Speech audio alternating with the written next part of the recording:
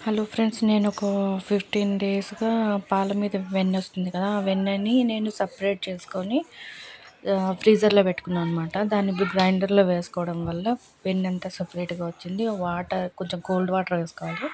Water అడుగున వెళ్ళిపోతుందనమాట. అలా వేసుకోవడం వల్ల మనకి క్లారిటీగా వెన్న అయితే పైకి తేలుతుంది.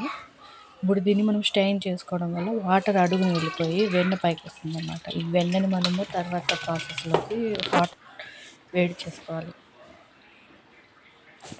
అలా వేడి చేసుకోవడం వల్ల మనకి వెన్ని హీట్ అవుతుంది. కొంచెం ఈజీ ప్రాసెస్ అంటే ఇలాగే చేసుకోవచ్చు.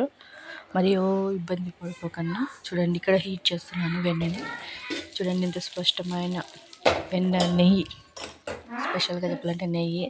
మా ఇల్లు అయితే ఈరోజు నెయ్యి స్మెల్తో గుమ్ గుమ్ గుమ్మా ఉంది. కాచింది తక్కువైనా స్మెల్ మాత్రం చాలా అంటే చాలా బాగా వచ్చింది. ప్యూర్ నెయ్యి అంటే ఇలాగే ఉంటుంది.